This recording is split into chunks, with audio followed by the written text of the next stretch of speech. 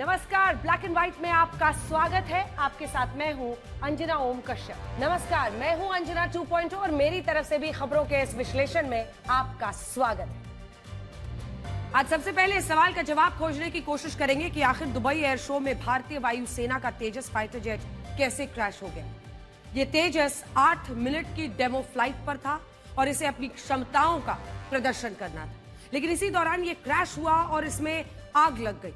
इस fighter jet को crash होने से बचाने की कोशिश में पायलट जेट से इजेक्ट नहीं कर पाए और उनकी मृत्यु हो गई इस हादसे में। आज हम इस हादसे के हर पहलू को विस्तार से समझेंगे और बताएंगे कि आखिर किन परिस्थितियों में यह तेजस फाइटर जेट क्रैश हो गया। इसके बाद आपको तेजस फाइटर जेट के खिलाफ पाकिस्तान का झूठ दिखाएंगे जो उसने इस क्रैश से पहले फैलाया था। दुबई एयर शो में तेजस की ताकत, उसकी कला, क्षमता को देखकर पाकिस्तान ने सोशल मीडिया पर दुष्प्रचार, प्रोपेगेंडा फैलाना शुरू किया और लिखा कि तेजस विमान से ऑयल लीकेज हुआ है और फैक्ट चेक में पाया गया कि ये सभी दावे पूरी तरह से फर्जी हैं। इसके बाद थार कार चलाने वाले कुछ लोगों के व्यवहार और संस्कार को समझने की कोशिश करेंगे कि आखिर ऐसा क्या है कि थार में सवार होते ही कुछ लोगों का व्यवहार बदल जाता है। आए दिन ऐसी तमाम घटनाएं हो रही हैं और कई घटनाएं ऐसी जब हमारे सामने आई तो हमें लगा कि ये खबर आप तक पहुंचानी चाहिए।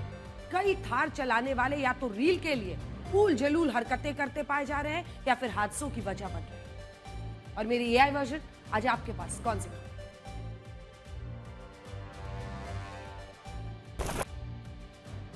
आज मैं शामली के एक सरकारी अस्पताल से आई तस्वीर दिखाऊंगी जहां इमरजेंसी ड्यूटी में तैनात डॉक्टर अपनी ड्यूटी भूल अस्पताल के रूम में ही डांस करते हुए रील बनाने लगा। ये देखकर आप हैरान रह जाएंगे कि अगर यही इमरजेंसी ड्यूटी है तो मरीजों का क्या हाल होगा। सबसे पहले हम आपको ये बताएंगे कि भारत का मेड इन इंडिया तेजस लड़ाकू विमान कैसे क्रैश हुआ, कहां क्रैश हुआ, इस क्रैश से पहले पाकिस्तान ने तेजस के खिलाफ कौन सा झूठ फैलाया था और अब दुनिया इस घटना को लेकर क्या कह रही है। आज के इस विश्लेषण में आपको हर सवाल का जवाब मिलने वाला है। सबसे बड़ी बात हम आपको यह बताने वाले हैं कि क्या इस घटना के पीछे साजिश का भी कोई एंगल हो सकता है। यह पूरी घटना दुबई वर्ल्ड सेंट्रल के अल मखदूम एयरपोर्ट पर उस वक्त हुई जब तेजस 8 मिनट की डेमोन्स्ट्रेशन फ्लाइट पर था। इसे डेमो फ्लाइट भी कहा जाता है, जिसमें किसी भी एयरक्राफ्ट को अपनी ताकत और अपनी कला, अपनी क्षमता दिखानी होती है। लेकिन इसी दौरान ये एयरक्राफ्ट क्रैश हुआ। हमारे पास इस घटना के 4 वीडियोस हैं जिनमें हर एंगल से यही दिख रहा है कि एयर मैन्यूवरिंग यानी हवा में करतब दिखाते वक्त तेजस विमान अचानक से नीचे आने लगा और इसके बाद जमीन से टकराते ही उसमें आग लग गई। वहां काले धुएं का गुबार छा गया। देखिए, हादसा दुखद है, उस पायलट के साथ पूरा परिवार खड़ा है, लेकिन सच्चाई क्या है और इसीलिए आज हर एंगल आपको देखना जरूरी है। बड़ी स्क्रीन पर मैं ये वीडियो आपको दिखाना चाहती हूं क्योंकि इससे आपको समझ में आएगा कि क्रैश के दौरान असल में हुआ क्या था। तो देखिए, एक एक करके अगर आप इस वीडियो को देखेंगे तो बहुत सारे लोग इसे नोज डाउन क्रैश बता रहे हैं। जब आप विमान को हवा में करतब करते हुए देखते हैं, एयर मैन्यूवरिंग जिसे कहा जाता है, नोज डाउन क्लैश का मतलब क्या होता है? वो ये कि विमान हवा में ही अनियंत्रित होने के बाद सीधे नीचे की तरफ गया और जमीन से टकराकर क्रैश हो गया, जैसा कि आप इसमें देख रहे हैं, नोज डाउन। अब देखिए, इस घटना को पहली नजर में नोज डाउन क्रैश का मामला माना जा रहा है, जिसमें तेजस हवा में अनियंत्रित हुआ, इसके बाद सीधे नीचे जाकर क्रैश हो गया। लेकिन अब दूसरी संभावना को देखते हैं और इसके लिए आपको यह बात अपने दिमाग में रखनी होगी कि यह घटना एक एरो शो में, जो एयर शो होता है, उसके डेमोन्स्ट्रेशन फ्लाइट के दौरान हुई। डेमोन्स्ट्रेशन फ्लाइट का मतलब यह हुआ कि तेजस को हवा में करतब दिखाना था, वो इसी के लिए गया था, उसको एयर मैन्यूवरिंग ही करनी थी। एयर मैन्यूवरिंग में हर विमान नोज डाउन करता है, तेज रफ्तार से जमीन की तरफ जाते हुए वो अचानक से वापस ऊपर की तरफ उड़ता है और शायद तेजस भी यही कर रहा था। अगर आप इस वीडियो को रोक कर देखेंगे तो तेजस जब नीचे की तरफ जा रहा है, देखिए, ये एयर मैन्यूवरिंग होती है जिसमें वो जो कहते हैं कलाबाजी करना हवा में। तेजस जब नीचे की तरफ जा रहा था तब उसके विंग्स बिल्कुल सीधे थे, ये देखिए उसके विंग्स। और एक्सपर्ट्स का कहना है कि तेजस ने यहां नियंत्रण नहीं खोया था, बल्कि वो नोज डाउन करते हुए करतब दिखाने ही वाला था, जो आप इस वक्त की स्थिति में देख रहे हैं। जूम इन करके दिखाइए। नीचे जाने के बाद पायलट ने विमान को फिर से ऊपर ले जाने के लिए उसे सीधा कर लिया था। जो पोजीशन कुछ देर पहले हमने आपको दिखाई थी, एक बार फिर से दिखाएंगे। ये देखिए, ये नोज डाउन है और उसके बाद से ऊपर की तरफ उसको उफान पड़ना था। वो अपने आप को बैलेंस कर चुका था। ये आप देख रहे हैं, ये स्ट्रेट लाइन में है, नोज डाउन नहीं है। यहां से उसको ऊपर की तरफ उड़ान भरना था, लेकिन क्योंकि इस दौरान तेजस लो ऑल्टीट्यूड यानी कम ऊंचाई पर था, इसीलिए पायलट विमान को ऊपर की तरफ नहीं खींच पाया, कुछ एक्सपर्ट्स कह रहे हैं, और तेजस की जमीन से टकराते ही उसमें आग लग गई। यहां एक और बड़ा पॉइंट यह है कि अगर यह विमान नोज डाउन करते ही वक्त अनियंत्रित हो गया था तो इस दौरान पायलट खुद को इजेक्ट करके जरूर बचा सकते थे, लेकिन उन्होंने ऐसा नहीं किया। और इसके पीछे एक कारण यही हो सकता है कि वो विमान को नीचे की तरफ ले जाकर फिर से ऊपर खींचने वाले थे और ये एयर मैन्यूवरिंग का हिस्सा था। लेकिन इसी दौरान एक चूक हुई और तेजस लो ऑल्टीट्यूड पर ऊपर जाने के लिए सीधा भी हुआ, लेकिन इसके बावजूद ये देखिए, ये वो पॉइंट है जिसमें आप देख रहे हैं कि स्ट्रेट भी वो हो रहा है, लेकिन उसके बाद वो क्रैश हो गया। आप फिर से एक बार इस वीडियो को देखिए, फुल स्क्रीन दिखाइए वीडियो। जब आप इस वीडियो को देखते हैं तो कुछ देर पहले वो वीडियो में आपको साफ दिखाई देगा कि नीचे आने के बाद, नोज डाइव करने के बाद, ये देखिए यहां से वो नोज डाइव कर रहा है, नीचे की तरफ जाता है, नीचे की तरफ, लेकिन उसके बाद एक ऐसा लम्हा आता है जब ये विमान अपने आप को सीधा करने में कामयाब होता है। ये देखिए, यहां पर वो सीधा हो चुका है, यहां पर वो नोज डाउन नहीं है और यहां से वो वापस ऊपर की तरफ जाने वाले थे। हमारे पास 19 नवंबर का भी एक वीडियो है जिससे आप ये समझ पाएंगे कि तेजस इस क्रैश के दौरान किस तरह का करतब दिखाने की कोशिश कर रहा होगा। और ये वीडियो इसी दुबई एयर शो का है जब सिर्फ 2 दिन पहले 19 नवंबर को भी इसी तेजस विमान ने हवा में करतब दिखाए थे और तब भी ये नोज डाउन करते हुए नीचे गया था और इसके बाद पायलट ने नीचे जाकर विमान को ऊपर की तरफ खींच लिया था। लेकिन आज शायद ऐसा नहीं हो पाया। देखिए, हमारे पास दुबई एयर शो का वो फ्लाइट चार्ट भी है जो मैं अपने साथ लेकर आई हूं, क्योंकि दुबई एयर शो के इस फ्लाइट चार्ट में तेजस की बात की गई है। 2:15 से 8 मिनट के लिए 2:23 तक उसे ये हवा में उड़ान भरनी थी। ये जो हमने आपके लिए हाईलाइट किया है, ये आप देख रहे हैं, ये तेजस विमान के लिए ही ये जगह निर्धारित की गई थी। 8 मिनट का कुल वक्त था जिसमें इस फ्लाइंग चार्ट में लिखा है, फ्लाइट चार्ट में। इससे पहले अगर आप देखिए तो सूर्य किरण F-35 है, उसके बाद तेजस है, फिर F-16 UAE है, फिर B-52 है, पूरी लिस्ट है जिसमें आप रफाल से लेकर सुखोई मीर 2000 सबको वहां पर उड़ान भरनी थी। तीसरे नंबर पर तेजस जो कि 2:15 पर उड़ान भरती है 8 मिनट के लिए और उसको 2:23 तक ये उड़ान भरनी थी। लेकिन अब हम आपको दिखाएंगे, क्योंकि ये साफ साफ लिखा है कि एयर शो के आखिरी दिन तेजस लड़ाकू विमान को तीसरे नंबर पर उड़ान भरनी थी। और बड़ी स्क्रीन पर एक बार फिर से ये पूरा हम आपको दिखाते हैं, क्योंकि इससे आपको समझ में आएगा कि जो फ्लाइट चार्ट है उसमें साफ साफ ये देखिए, हमने इसीलिए ग्राफिक्स में भी आपके लिए बना दिया। जो फ्लाइट चार्ट मैंने आपको दिखाया, ये तीसरे नंबर पर जो आप फ्लिकर होता हुआ देख रहे हैं, इससे पहले सूर्य किरण F-35 तेजस तीसरे नंबर पर, फिर F-16 UAE, B-52 extra 330, K-52 Mir 2009। ये समय जो था वो 2:15 से लेकर 2:23 तक, यानी कुल 8 मिनट के लिए तेजस को ये हवाई करतब दिखाना था। 17 नवंबर को शुरू हुए दुबई एयर शो का आज आखिरी दिन था और इस मौके पर कुल 15 फ्लाइंग प्रोग्राम्स होने थे, जिनकी शुरुआत सूर्य किरण फॉर्मेशन से होनी थी। और ये भारतीय वायु की ही फॉर्मेशन है जिसमें हॉक MK-132 विमानों से हवा में सूर्य की किरणें जैसी आकृति बनाई जाती है। इसके बाद F-35 लड़ाकू विमान को उड़ान भरनी थी और ये विमान 15 मिनट के लिए हवा में करतब दिखाने वाला था। और इसके बाद जो विमान है उसका भी नंबर आप देख रहे हैं। आप यहां देख सकते हैं कि तेजस को कुल 8 मिनट के लिए ये भरना था और साफ है कि अब इस मामले की जांच होगी। इस जांच को कोर्ट ऑफ इंक्वायरी भी कहते हैं, जो एक औपचारिक जांच समिति होती है। ये तीनों सेनाओं से जुड़ी किसी भी गंभीर घटना, विमान हादसे, दुर्घटना, मौत या ऑपरेशंस में चूक की असली वजह पता लगाने के लिए बनाई जाती है। और इस समिति का काम सिर्फ जांच तक सीमित होता है और आगे की कार्रवाई दूसरी समिति को उसके बाद से सौंप दिया जाता है। कल्पना से परे है और जो घटना वहां पर जो लोग देख रहे थे वो भी उसे काफी दुखी दिखे, जैसा कि आपने देखा। इस घटना में एक बात और ऐसी है जिस पर बहुत कम लोगों का ध्यान गया है। दुबई एयर शो का आयोजन 17 नवंबर से 21 नवंबर के बीच कुल 5 दिनों तक होना था और आपको यकीन नहीं होगा कि इन 5 दिनों में एक भी दिन ऐसा नहीं था जब तेजस ने उड़ान नहीं भरी। 17 नवंबर वहां से लेकर 21 नवंबर के बीच तेजस ने हर दिन फ्लाइंग प्रोग्राम में हिस्सा लिया। 20 नवंबर तक एक बार भी ऐसा नहीं हुआ जब तेजस की उड़ान में कोई दिक्कत आई हो, कोई परेशानी हुई हो। तेजस लगातार दुबई एयर शो में वाहवाही बटोर रहा था और बड़ी बात यह है कि इस वाहवाही से पाकिस्तानियों को बड़ी तकलीफ हो रही थी। आप जानते हैं इस तकलीफ का कारण क्या था? इस एयर शो में पाकिस्तान भी अपना JF-17 थंडर एयरक्राफ्ट लेकर आया था और जब पाकिस्तान का यह विमान लगातार एयरपोर्ट हैंगर में खड़ा हुआ था, तब भारत का तेजस हर दिन अपनी ताकत, कला, क्षमता पूरी दुनिया को दिखा रहा था। तेजस की इस एयर शो में इतनी चर्चा हो रही थी कि पाकिस्तान के सोशल मीडिया हैंडल से उसके खिलाफ नए नए झूठ फैलाए गए। तेजस को दुष्प्रचार का शिकार बनाया गया और यही मैं अब आपको दिखाना चाहती हूं। एक्स पर इन हैंडल्स ने क्या झूठ फैलाया, आप देखेंगे तो आपको समझ में आएगा। तरह तरह के उन्होंने एक के बाद एक झूठा प्रोपेगेंडा फैलाना शुरू किया और देखिए इन सब में वो क्या कह रहे हैं। दुबई एयर शो में तेजस का तेल लीक हो गया। कई देश एक तेजस खरीदना चाहते ताकि वो सीख सके कि तेजस कैसे नहीं बनाना है। और ये सारे नाम आप देख रहे हैं, ये सारे पाकिस्तान के हैंडल्स थे। जूम इन कीजिए, जूम इन करके दिखाइए।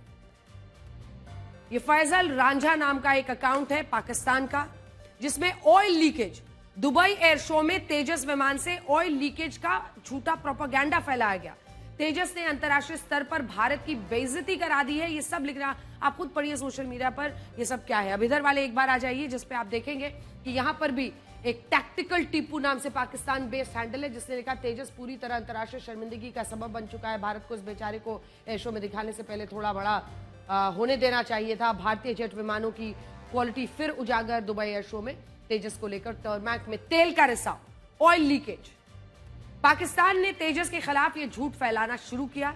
इतना फैलाया कि भारत की तरफ से फैक्ट चेक करना पड़ा और यह बताना पड़ा कि इस तरह के सभी दावे फर्जी है, गलत है। पीआईबी ने बाकायदा फैक्ट चेक किया और पीआईबी ने यह बताया कि जिस वीडियो को दिखाकर तेजस में ऑयल लीकेज होने का दावा किया जा रहा है, वो वीडियो तेजस के एनवायरमेंटल कंट्रोल सिस्टम और on board oxygen generating system से पानी निकालने का है। और ये पानी जानबूझकर निकाला जाता है क्योंकि दुबई जैसी जगहों पर हवा में नमी ज्यादा होती है। पाकिस्तान के इस झूठ से ये पता चलता है। देखिए पीआईबी का फैक्ट चेक हम आपको दिखा रहे हैं। पाकिस्तान के इस झूठ से पता चलता है कि वो पहले दिन से ही तेजस के खिलाफ साजिशें रच रहा था। पाकिस्तान के मीडिया में भी तेजस के खिलाफ एक प्रोपेगेंडा फैलाया जा रहा था और ये लिखा जा रहा था कि दुबई एयर शो में तेजस की चमक को पाकिस्तान के JF-17 एयरक्राफ्ट ने फीका कर दिया। पाकिस्तान के डॉन अखबार ने यह लिखा कि इस एयर शो में JF-17 एयरक्राफ्ट को लेकर MOU साइन हुए हैं और इस एयर शो में तेजस से ज्यादा इस एयरक्राफ्ट ने सबका ध्यान खींचा। डॉन ने लिखा पाकिस्तान तेजस के खिलाफ यह प्रोपेगेंडा, फर्जी खबरें इसलिए चला रहा था क्योंकि भारत का तेजस और पाकिस्तान का JF-17 दोनों ही light weight multi role fighter aircraft हैं। दोनों ही 4.5 जेनरेशन से हैं, जिसमें तेजस को भारत के हिंदुस्तान एरोनॉटिक्स लिमिटेड ने बनाया है और JF-17 को लेकर पाकिस्तान दावा करता है कि इसे उसने और चीन ने मिलकर बनाया है। अब पाकिस्तान काफी समय से यह कोशिश कर रहा है कि वो तेजस के खिलाफ दुष्प्रचार करके अपने JF-17 विमान को दुनिया के बाजार में बेच पाए और इसीलिए वो लगातार इस एयर शो में भी तेजस को झूठी खबरों से निशाना बना रहा है। सोचिए, हादसा तो आज हुआ है, लेकिन पहले से ही वो इस तरह की खबरें फैला रहे थे जिसका फैक्ट चेक पीआईबी ने किया। अब आज की घटना के बाद वो इसका जश्न मना रहा है।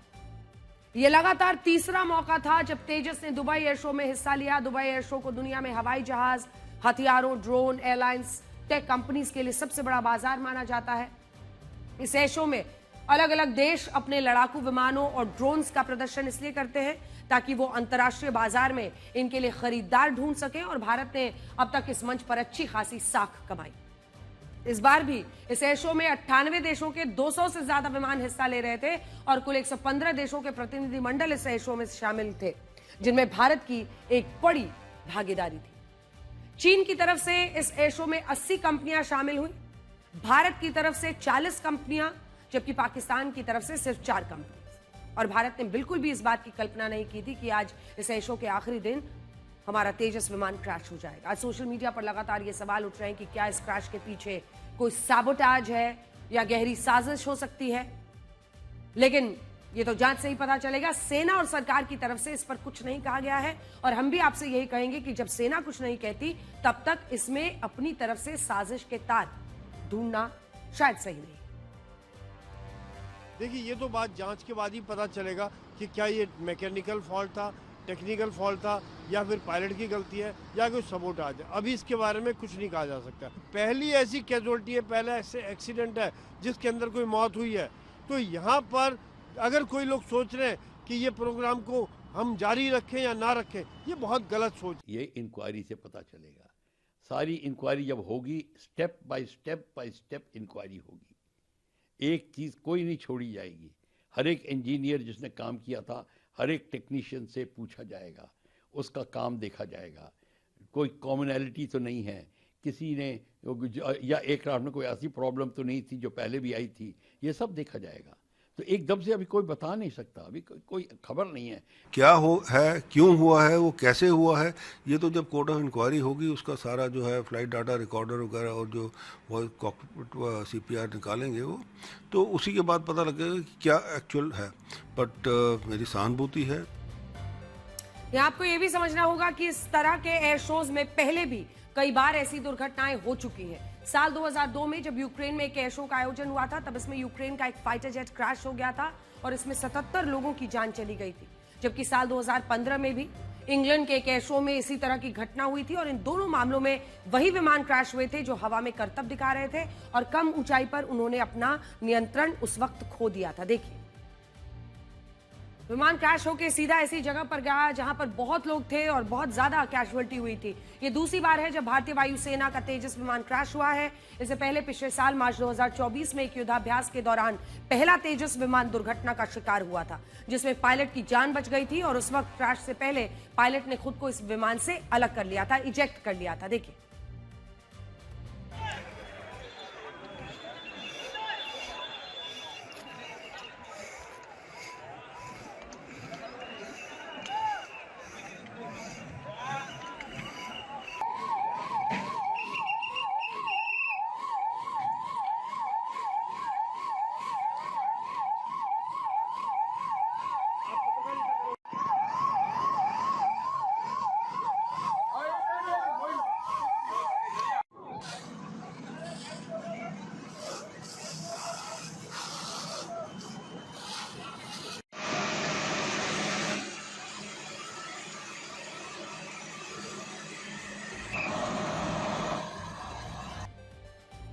ये घटना 12 मार्च 2000 आपने देखा उस वक्त की थी, 2024 की, और उस दौरान जैसलमेर में ये घटना घटी थी।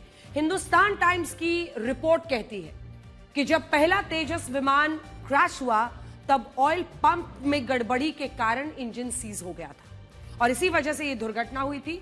और अब जब दूसरा तेजस विमान क्रैश हुआ तब भारतीय वायुसेना ने इसकी भी जांच के आदेश दे दिए हैं, जानकारी आएगी। बड़ी बात यह है कि तेजस भारत का पहला made in India fighter jet है जिसे हिंदुस्तान एरोनॉटिक्स लिमिटेड ने विकसित किया है और ये एक सरकारी कंपनी है। बहुत कम लोग जानते हैं कि तेजस को विकसित करने का पहला विचार साल 1983-84 में पेश हुआ था। तेजस ने अपनी पहली उड़ान 4 जनवरी 2001 को भरी थी। उस वक्त भारत के प्रधानमंत्री अटल बिहारी वाजपेयी थे और उन्होंने देश के पहले स्वदेशी लड़ाकू विमान का नाम संस्कृति भाषा के शब्द तेजस पर रखा था, जिसका अर्थ होता है दीप्ति, चमक या फिर प्रकाश कह लीजिए। तेजस ने पूरी दुनिया में आत्मनिर्भर भारत की छवि को पेश किया, उसको बल दिया, उसको ताकत दिया। ये बताया कि 21वीं सदी का भारत अपने ही देश में स्वदेशी लड़ाकू विमान भी विकसित कर सकता है। आज भारतीय वायुसेना में तेजस मार्क 1 सीरीज के 32 लड़ाकू विमान हैं और बहुत जल्द भारत को 150 से ज्यादा नई सीरीज के तेजस विमान मिलने वाले हैं, जिन्हें तेजस मार्क 1A कहा जाता है। बड़ी बात यह है कि जब तेजस विमान क्रैश हुआ तब पूरी दुनिया की नजर उसी पर थी। Australia, Argentina, Egypt, Nigeria, Philippines, Indonesia और यहां तक कि अमेरिका ने भी भारत से तेजस को खरीदने की इच्छा दिखाई और तेजस का इंजन हमें अमेरिका से ही मिलता है।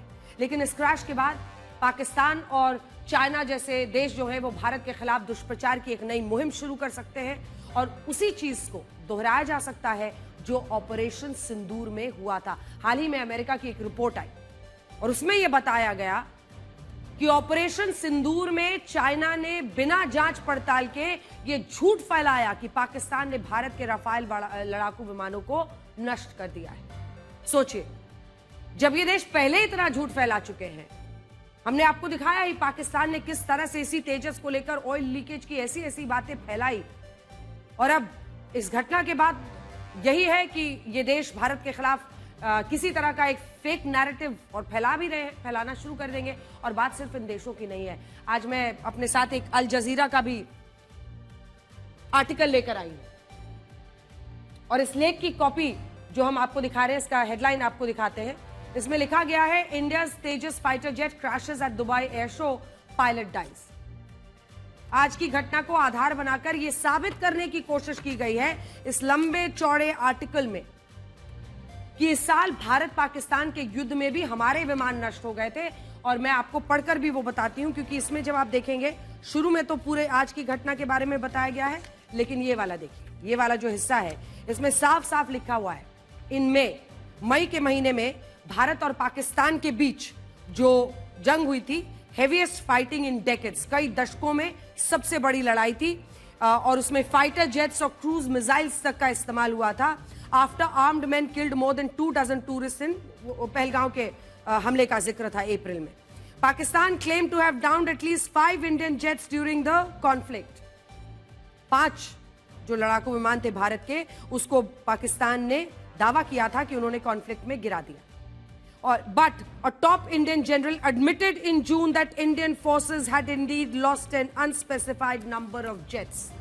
उन्होंने सीधे सीधे अननेम करके, बिना नाम का बता दिया कि ये माना, ये स्वीकारा भारत ने कि उसके फाइटर जेट्स का बहुत नुकसान हुआ है। और United States president Donald Trump also asserted in July 5, 4 और 5, but I think 5 jets fell. तो ये पूरा जो ये आर्टिकल है उसके जरिए एक प्रोपेगेंडा फैलाने की कोशिश है, जिसमें ये बताने की कोशिश है कि यहां पे पहले भी फाइटर जेट्स गिरते रहे हैं और वही एक बार फिर से घटना हुई है। मतलब दोनों ऑपरेशन सिंदूर के दौरान जो ये दावा, झूठा दावा किया गया था, उसको और आज की घटना को जोड़ दिया गया है। क्या आपने सोचा है कि मौजूदा वक्त में भारत के डिफेंस सेक्टर और हथियारों को लेकर इस तरह के फेक नैरेटिव और प्रोपेगेंडा को क्यों फैलाया जा रहा है? इसका कारण यह है कि पिछले कुछ सालों में भारत ने रक्षा निर्यात में कई बड़े बड़े देशों को पीछे छोड़ा है और सबको हैरान कर दिया है। साल 2014-15 में भारत का जो रक्षा निर्यात, वो एक्सपोर्ट की हम बात कर रहे हैं, रक्षा निर्यात लगभग 2000 करोड़ रुपए था। वो 24-25 आते आते 23,622 करोड़ रुपए हो गया था। और अनुमान है कि 2029 तक के रक्षा निर्यात 50,000 करोड़ का आंकड़ा पार कर सकता है। सबसे बड़ी बात यह है कि हम रक्षा उत्पादन में भी रॉकेट की तरह ऊपर जा रहे हैं। ये कैसे हजम होगा?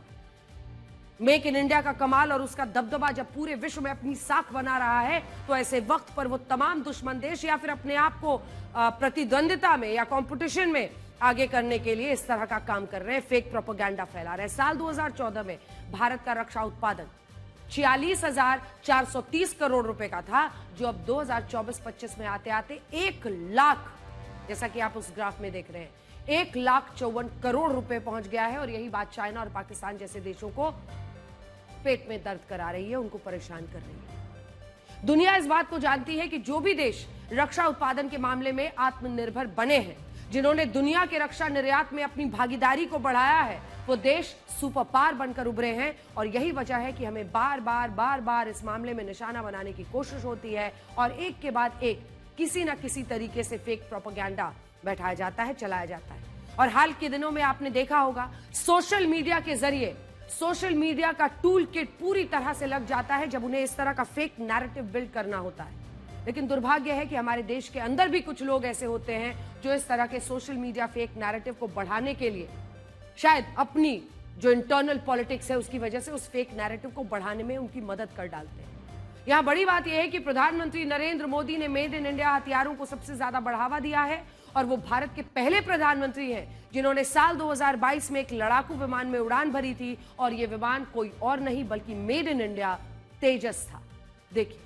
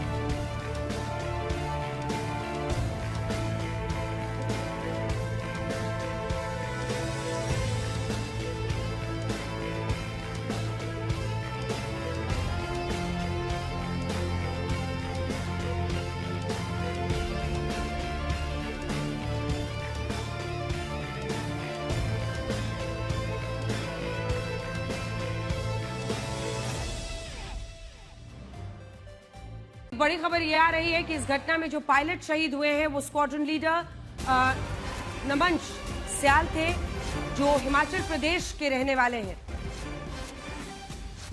आज हम सब की तरफ से उन्हें भावभीनी श्रद्धांजलि। हिमाचल प्रदेश के रहने वाले थे पायलट नमंश स्याल। एयर शो में तेजस क्रैश पर बातचीत के लिए हमारे साथ हमारे सहयोगी मंजीत नेगी जुड़ गए हैं।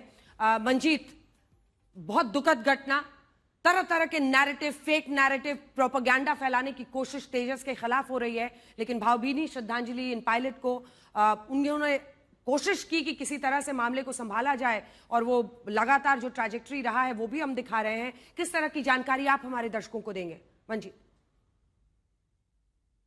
अब आधिकारिक तौर पर भारतीय वायुसेना की तरफ से बताया गया है कि विंग कमांडर नमन शयाल इस उड़ान को भर रहे थे, और जैसा आपने भी लगातार अपनी रिपोर्ट में दिखाया कि ये कोई आज पहली उड़ान नहीं थी। 17 तारीख को जब दुबई एयर शो शुरू हुआ था तब से लगातार, और सामान्य तौर पर जब भी कोई एयर शो होता है, हमने बेंगलोर में देखा, बाकी देशों में भी देखा है, तो 4 से 5 दिन के एयर शो के दौरान लगातार उड़ान होती है। और भारत की तरफ से आधिकारिक तौर पर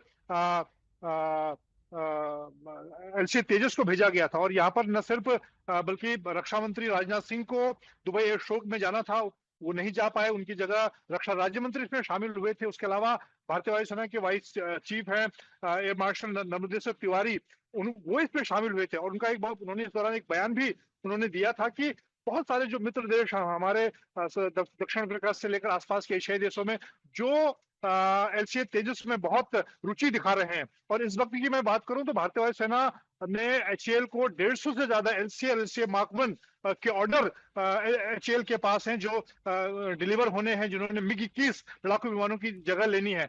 और ये बहुत दुखद है और एक तरह से आश्चर्यजनक भी है कि इस तरह से जब लगातार फ्लाई पास्ट के दौरान, इस तरह के एयर शो के दौरान पिछले 5 दिनों से 4 दिनों से एलसी वहां पर दुबई एयर शो के दौरान करतब दिखा रहा था और दर्शकों को रोमांचित कर रहा था। और दूसरी तरफ इसकी हम जो इसके एक्सपोर्ट की बात करें उसमें बहुत सारे देश इच्छुक नजर आ रहे थे, जैसा कि एयरफोर्स की वाइस चीफ ने इस बात को लेकर कहा था। तो ये अब जांच के बाद निश्चित तौर पर इस दुर्घटना की और बातें सामने आ पाएंगी। धन्यवाद आपका इस जानकारी के। सड़क पर चलना कितना खतरनाक हो गया है वो इस तस्वीर से आपको पता चलेगा।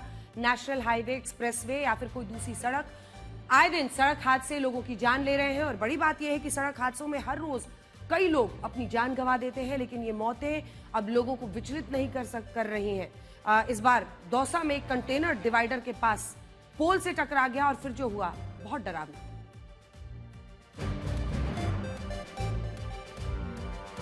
दिल्ली मुंबई एक्सप्रेसवे पर दौसा के करीब भीषण सड़क हादसा हुआ,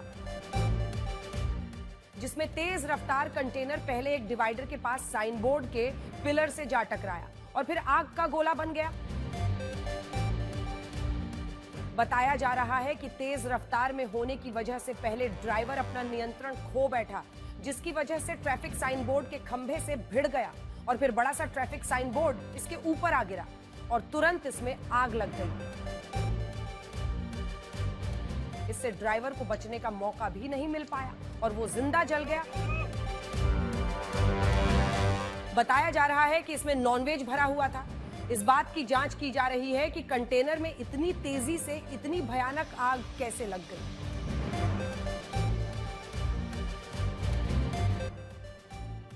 अब अगली खबर का रुख करते हैं। आपने महंगे प्राइवेट स्कूल में अपने बच्चे का एडमिशन करा दिया, स्कूल लाने ले जाने के लिए ऑटो भी लगवा दिया, लेकिन क्या आपके ध्यान आपने दिया कि आपका बच्चा किन परिस्थितियों में स्कूल आ जा रहा है?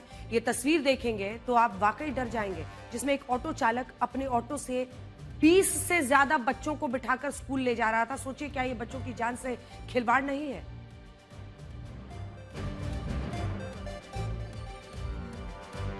ऑटो को 3 सीटर सवारी माना जाता है, लेकिन अगर ये तस्वीर देखेंगे तो सोचने पर मजबूर हो जाएंगे कि ये वास्तव में ऑटो है या स्कूल बस, जिसमें से बच्चे निकलते ही जा रहे हैं। सबसे खतरनाक बात यह है कि ये ऑटो चालक बच्चों की जिंदगी से खिलवाड़ कर रहा था। ये वीडियो तेलंगाना के नगर कुर्नूल जिले का है, जहां इस ऑटो को रूटीन चेकिंग के लिए रोका गया और जब पुलिस ने एक एक कर बच्चों को बाहर निकाला तो इसमें 3 की जगह 5, 10 या 15 नहीं बल्कि 22 बच्चे निकले। वो भी स्कूल बैग, बॉटल और लंच बॉक्स के साथ।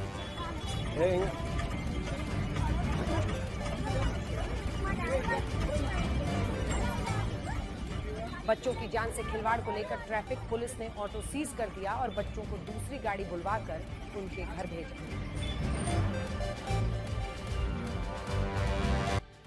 और अब आपको शामली के अस्पताल से आई एक ऐसी तस्वीर दिखाते हैं जिसे देखकर आपको एक बार फिर देश के सरकारी अस्पतालों की स्थिति का अंदाजा हो जाएगा। ये तस्वीर शामली के एक अस्पताल की है। हो सकता है कि इस डॉक्टर के पास मरीजों के लिए वक्त ना हो, लेकिन अस्पताल में डांस करने के लिए समय ही समय है। इमरजेंसी ड्यूटी के दौरान देखिए। और अब आपको वियतनाम से आई तस्वीरें दिखाते हैं जहां बाढ़ तबाही मचा रही है। मूसलाधार बाढ़ ने वियतनाम में लोगों का जीना मुश्किल कर दिया है। तस्वीरें हैरान करने वाली हैं। वियतनाम इस साल पहले ही कई चक्रवाती जो तूफान है वो झेल चुका है और अभी भी वहां के हालात ठीक नहीं है। इस वक्त वियतनाम भयानक बाढ़ से जूझ रहा है। बाढ़ की वजह से करीब 50,000 घर पानी में डूब चुके हैं, जिससे लाखों लोग बेघर हो चुके हैं। इसके अलावा 40 से ज्यादा लोगों की मौत हो चुकी है। भारी बारिश और बाढ़ ने इंफ्रास्ट्रक्चर को काफी नुकसान पहुंचाया है। ट्रांसपोर्ट सर्विस पूरी तरह प्रभावित हुई है। बिजली कटौती की वजह से लाखों लोग प्रभावित हैं। दर्जनों ट्रेनें रोकनी पड़ी हैं। लैंडस्लाइड की वजह से तमाम सड़कें ब्लॉक हो चुकी हैं। इसके अलावा हजारों हेक्टेयर फसल बर्बाद हो चुकी है। 30,000 से ज्यादा जानवर मारे गए या बाढ़ में बह गए। अब बात बिहार की करते हैं। बिहार में एकदम नई घटना हुई है। बिहार में आज वो हुआ जो पिछले 20 साल में नहीं हुआ। नीतीश कुमार ने पहली बार अपने मुख्यमंत्री कार्यकाल में गृह विभाग छोड़ दिया है। अब की बार बिहार में गृह विभाग बीजेपी के पास। प्रचार के दौरान जिन सम्राट चौधरी के लिए गृह मंत्री अमित शाह ने कहा था कि बड़ा आदमी बना देंगे, आप इन्हें जरूर जिताइए, उन्हें वाकई एक बड़ा आदमी बना दिया गया है। बड़ा महकमा उनको मिल गया है, बड़ा मंत्रालय मिल गया है। उप मुख्यमंत्री सम्राट चौधरी को इस बार गृह विभाग की जिम्मेदारी सौंपी गई है। कई नजरिए से अगर आप देखेंगे तो सम्राट चौधरी का कद भारतीय जनता पार्टी में धीरे धीरे बढ़ता चला गया। सम्राट चौधरी कुशवाहा समाज से आते हैं, ओबीसी समाज से, और ये एक बड़ा बदलाव है क्योंकि अब बिहार में कानून व्यवस्था की पूरी कमान नीतीश कुमार नहीं बल्कि सम्राट चौधरी के पास होगी। पूरा पुलिस विभाग यानी DGP, ADG, IG, SP, DSP सीधे सम्राट चौधरी को रिपोर्ट करेंगे। और हिंसा, दंगे, बड़े अपराध, भीड़ नियंत्रण, महत्वपूर्ण गिरफ्तारियों में अंतिम निर्णय सम्राट चौधरी का होगा। इसीलिए ये बदलाव भी आज की एक बहुत बड़ी खबर है। और इसको कई मायनों में अगर समझने की कोशिश कीजिएगा तो भारतीय जनता पार्टी की जो प्रचंड जीत हुई है, एक बार फिर से 89 सीटों पर वो आए हैं अपने दम पर, वहीं 85 सीटें आई हैं जेडीयू की। तो ऐसे में नीतीश कुमार मुख्यमंत्री तो बनाए गए हैं, लेकिन जो सबसे महत्वपूर्ण मंत्रालय माना जाता है, जो नीतीश कुमार ने आज तक नहीं छोड़ा जब तक वो मुख्यमंत्री रहे, वो अब पहली बार 20 साल में नहीं होने के बाद इस बार सम्राट चौधरी को मिला है। अभी कुछ दिन पहले हरियाणा के डीजीपी ओपी सिंह ने कहा था कि जो थार चलाने वाले लोग हैं गुंडे हैं, बदमाश हैं।